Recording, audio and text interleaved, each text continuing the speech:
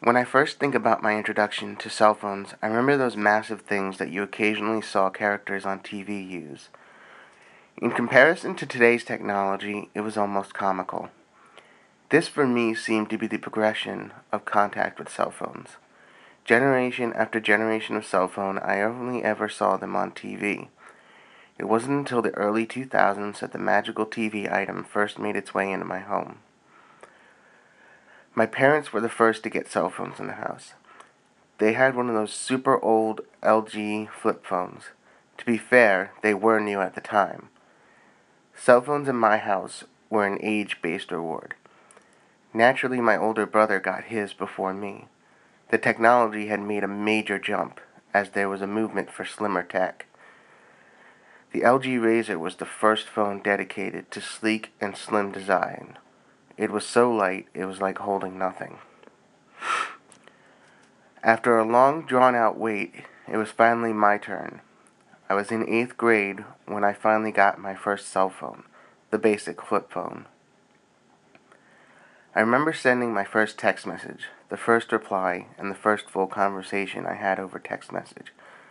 I felt like Christopher Columbus. I was last to discover something many others already knew about. Texting was so slow.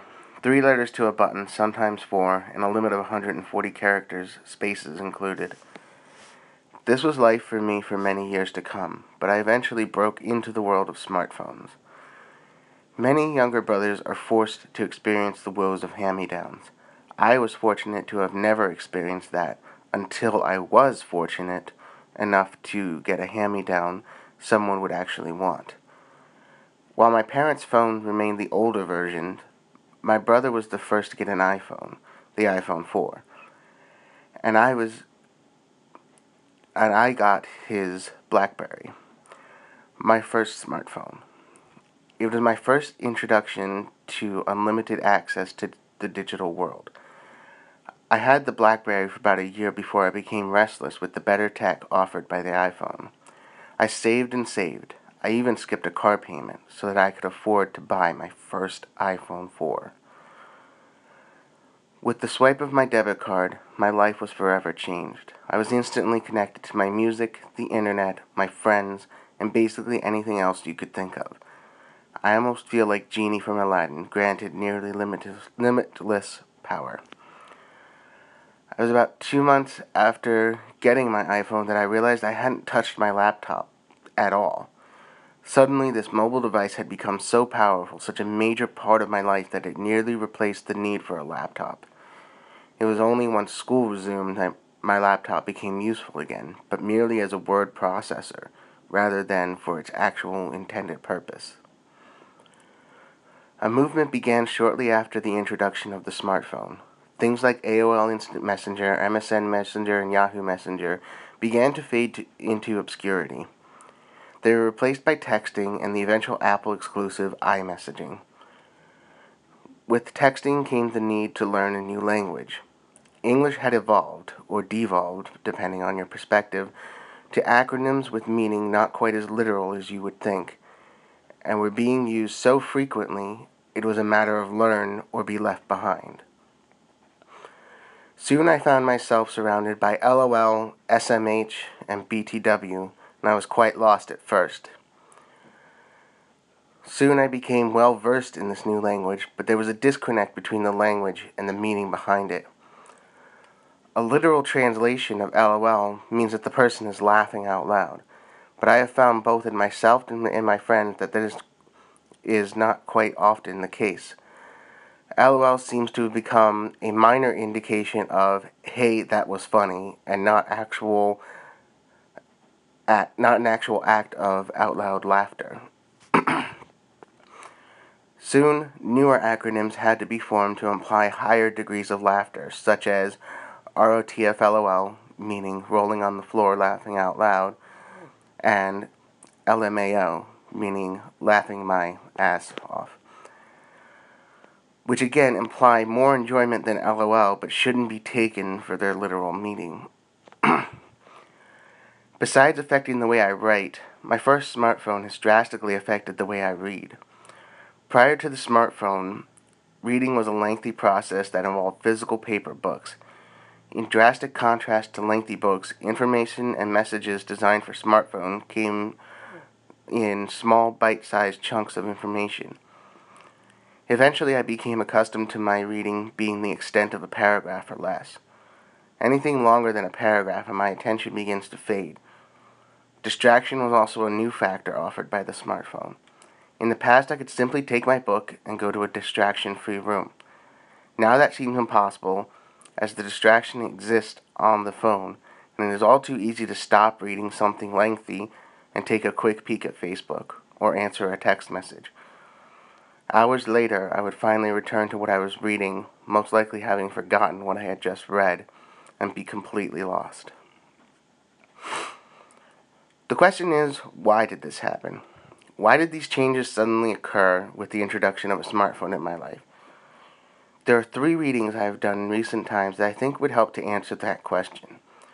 Barton and Hamilton's Literacy Practice, Reingold's Introduction, Why You Need Digital Know-How, Why We All Need It, and Barry Houser and Self's Digital Literacies, Technology, Diffusion, and Globalization, all offer up their own unique perspective that I feel really sheds light on why my literacy changed and evolved with my first smartphone.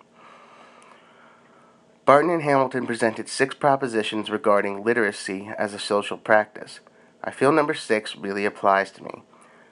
Literacy practices change, and new ones are frequently acquired through processes of informal learning and sense-making. I feel this proposition relates to when I was left to decipher the new language presented to me through texting and instant messaging.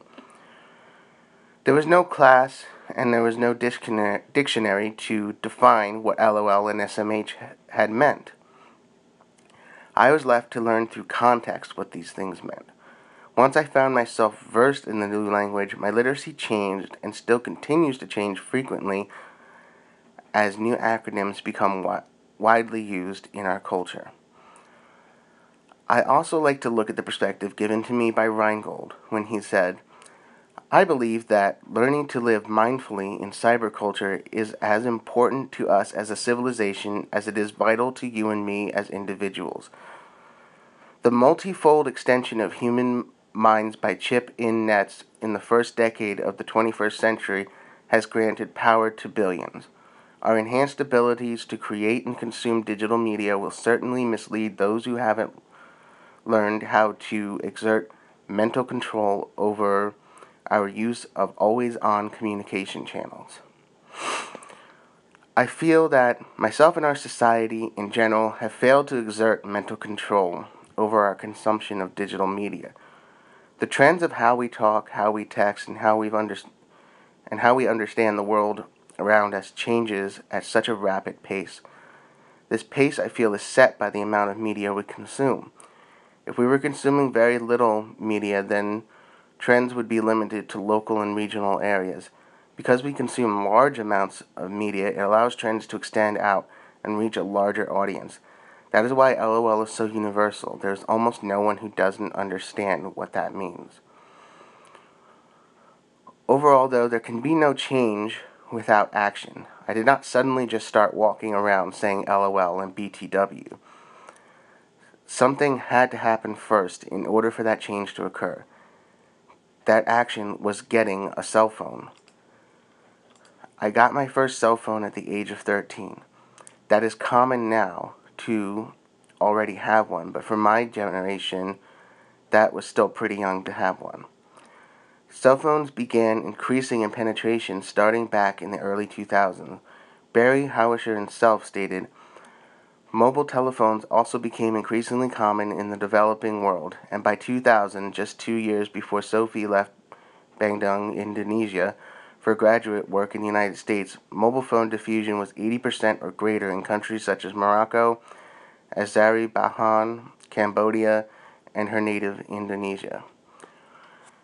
With cell phones becoming increasingly more popular and widely used in lesser developed countries, it was only natural that in more developed nations such as the U.S., we find cell phones in the hands of most of our population.